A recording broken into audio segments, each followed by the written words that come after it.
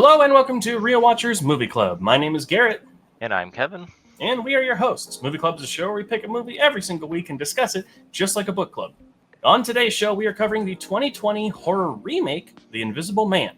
Our thoughts and more coming up on Movie Club.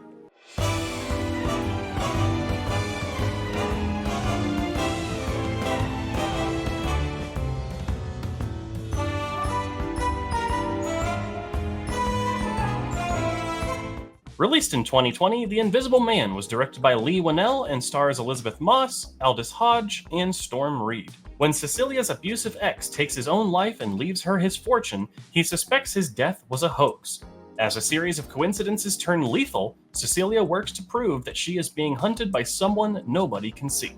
The film currently has a 3.4 out of 5 on Letterboxd. Before we dive into our thoughts, though, we do want to issue a spoiler warning for this film. We're going to be spoiling what happens in it. And from what I know of what Kevin thinks of this movie and what I think of it, you should go into this as blind as possible to save any kind of surprises, because that's just how movies are best anyway. It doesn't matter what kind of movie it is. But stay tuned to the end of the show to find out what movie we're covering next week, because it's not exactly the same as this whatsoever.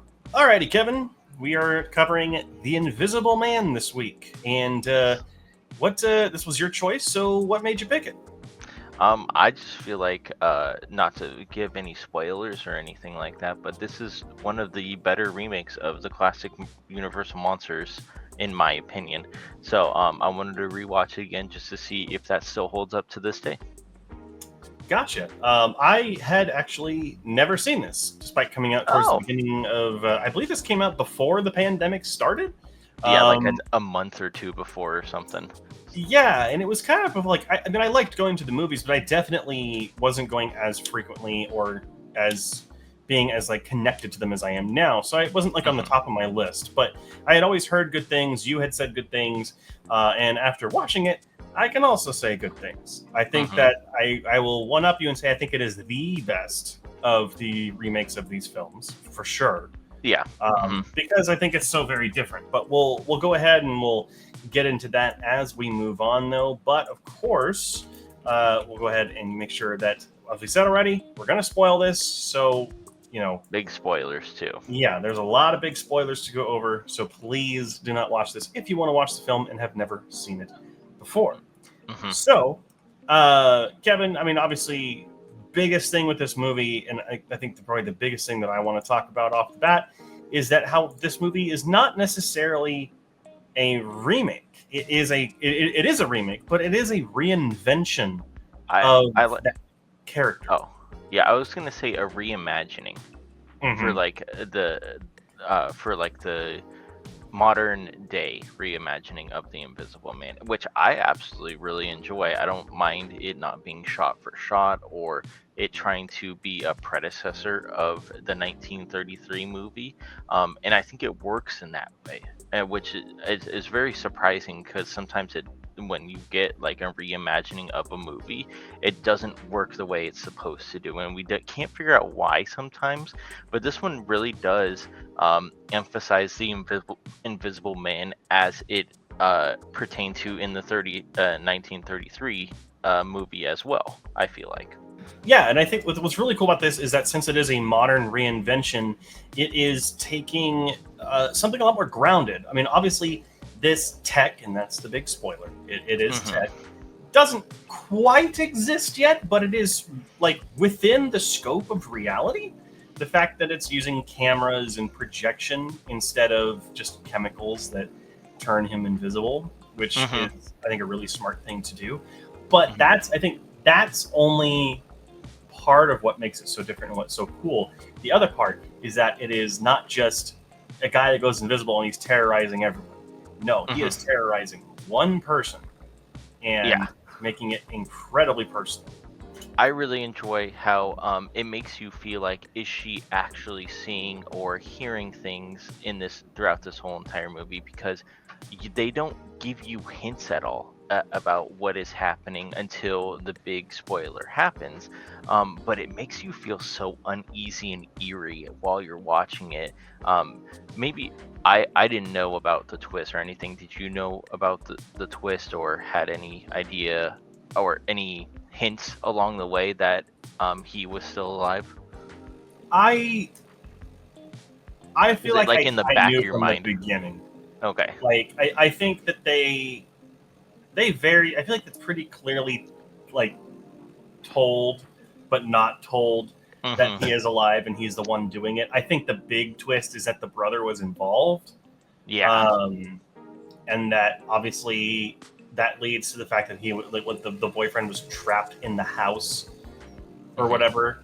And Mm-hmm. like we've already seen through the entire course of the movie that she's been right the entire time.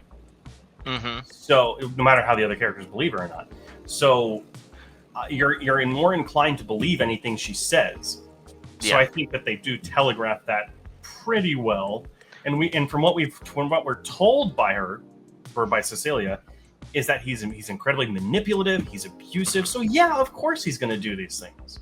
So I feel Yeah. like it fits in pretty well.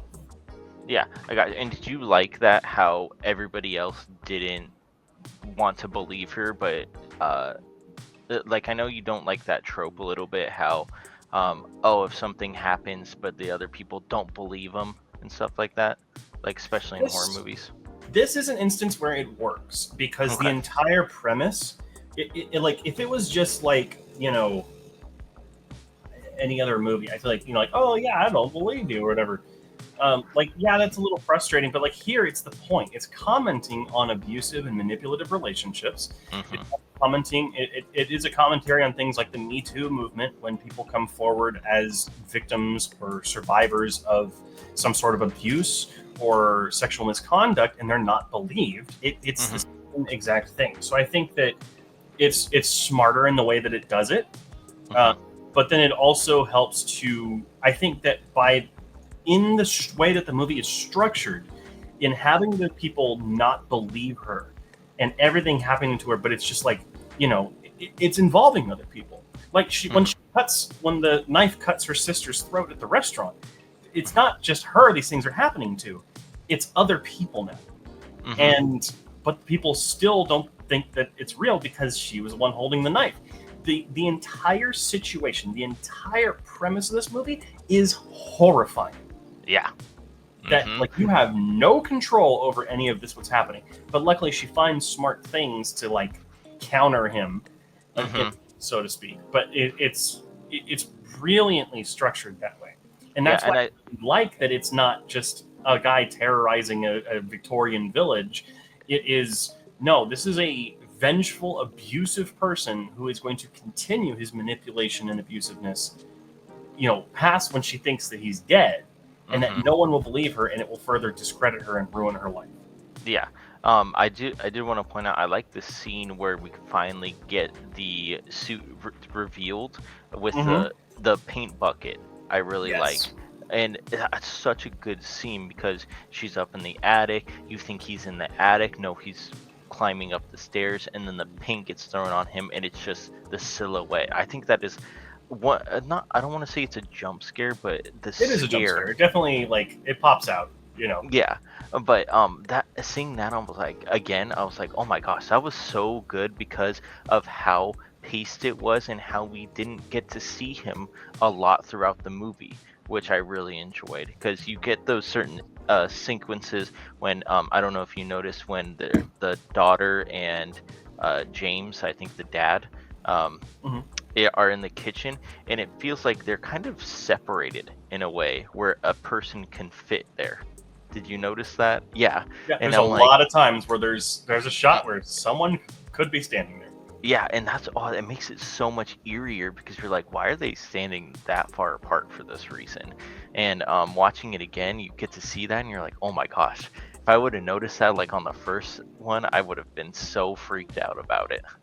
Oh yeah, and like Hmm. I had been spoiled on the like obviously the fact that like this movie has a lot of those types of shots. Hmm. So every time where a shot lingers, I was always just like, "What am I looking for?" Which Yeah. I love. That's my favorite kind of suspense in horror is when Mm-hmm. like you're expected to see something and then you don't, or it is there but it's minor, or whatever it could be. Yeah. But what's really interesting, though, and I'm glad you pointed out the jump scare and the reveal, right, with the paint, because that happens very early in the movie, Hmm. which is really cool because the way the movie is structured and written, it doesn't diminish anything that makes this scary. In fact, it makes it worse because this person could legitimately still be anywhere. Yeah. And it's fascinating. And Absolutely love that. the fact that no one else saw him in the suit as well. It's just you. No, other people saw him in the suit. Oh, that's true. But the whole thing like in the prison, like all those people saw, and only like one of them, maybe two, are dead out of like the 10 people there. So there's people that saw. Yeah, but are they gonna tell though? That's the other thing, because it's gonna help clear her name.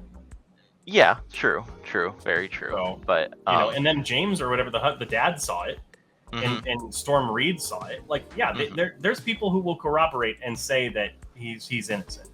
Whether or not she keeps that suit at the end or uses it as evidence against him, I don't know. But yeah, but we can talk about the main actress, Elizabeth Moss. She is fantastic in this movie. Probably the best I've ever seen her. Yeah, just because she gives so much emotion, and the way you feel her anxiety throughout the whole entire movie too, because she, again, with those long paused scenes or shots, even though she's not in camera, sometimes she's out of camera, we're like, oh, we're watching the same thing she is watching, even though she's not even on the screen, which I think is absolutely amazing. And that's how you get like really good emotions and really good like scares out of people when you focus on one main character, but have the other one just lurking behind her, pretty much.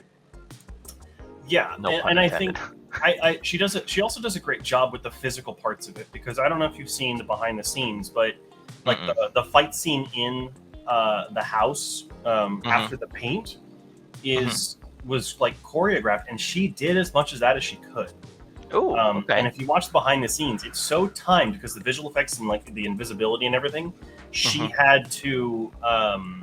If you watch, there's actually like a marching band click track that they play. Oh, really? And it's in time.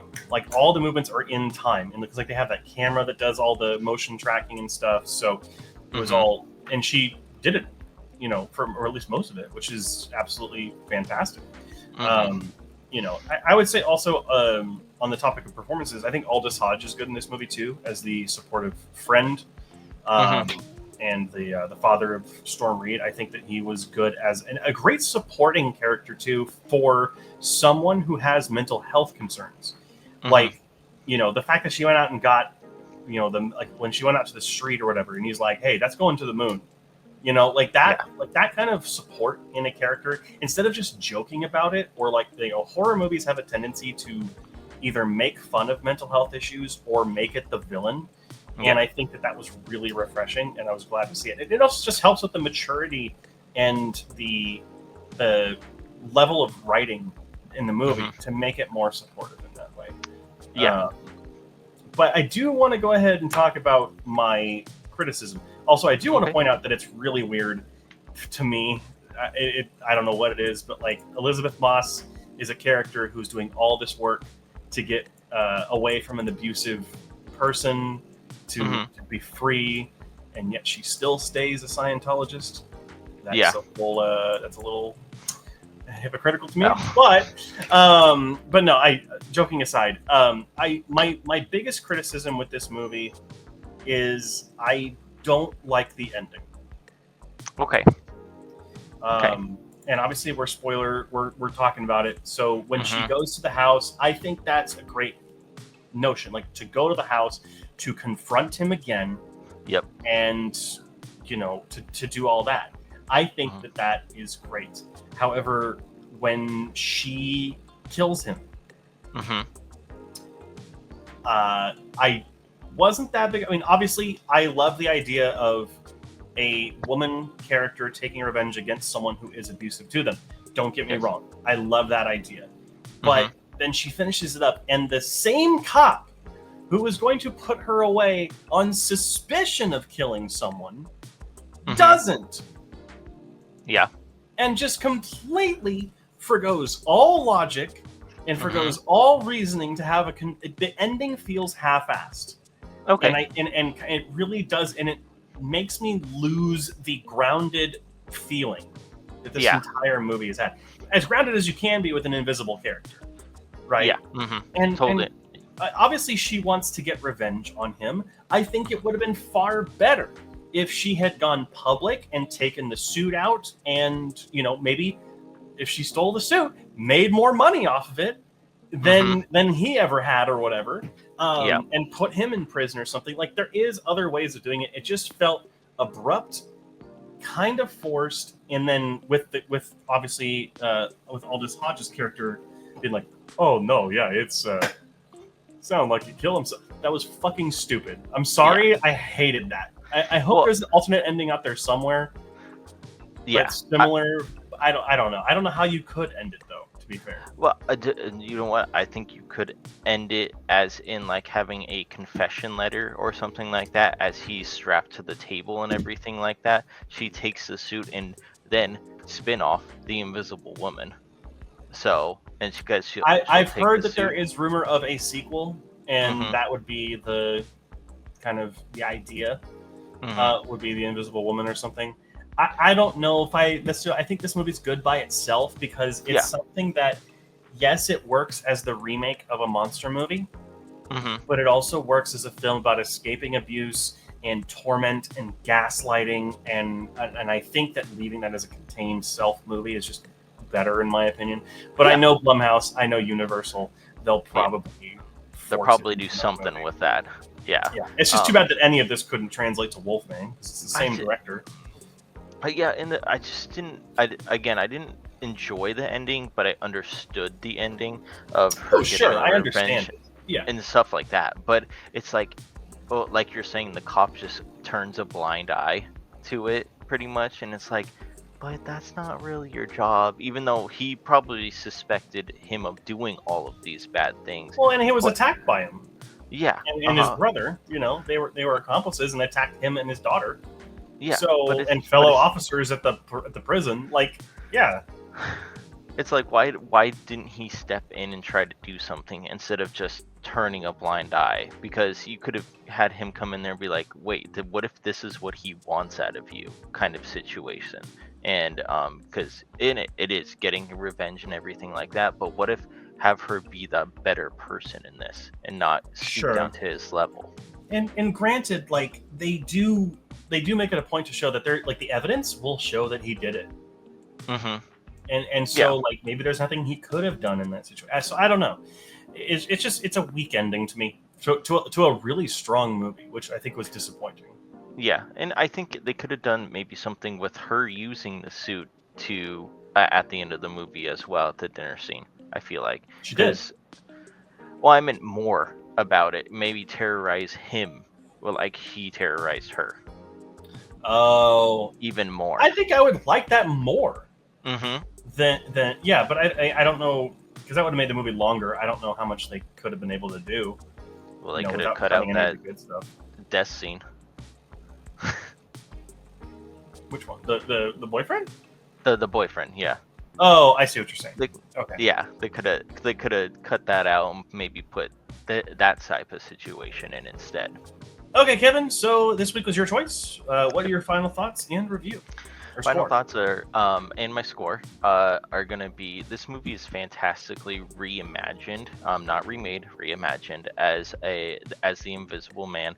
I absolutely love the technology behind it because, as you were saying, we're kind of not far from this, but it's still within reach, I feel like. And that's what makes it even more exciting, or not exciting, but horrifying, I would say.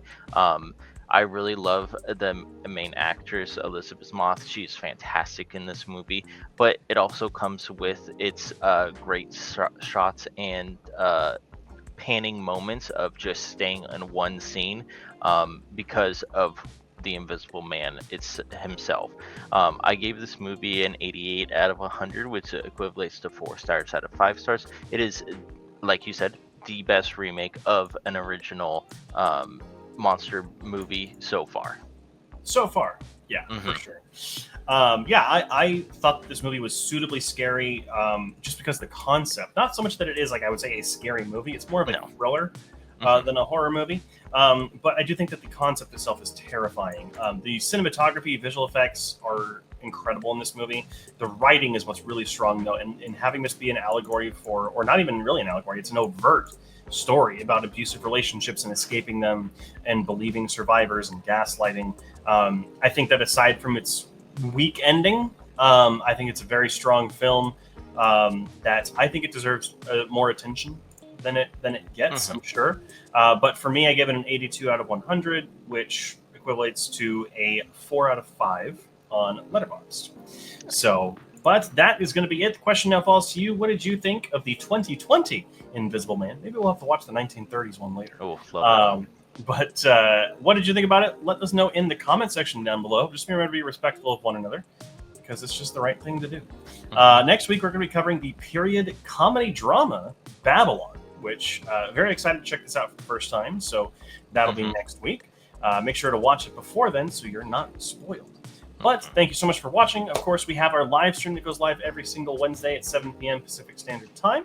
We also have this show that goes live every single Friday at 4 a.m. Pacific Standard Time, on top of just other videos that we put out occasionally. It just depends on whenever we have time. So make sure you're subscribed for all that. Thank you so much for watching. And until next time, make sure to keep those eyes on the screen.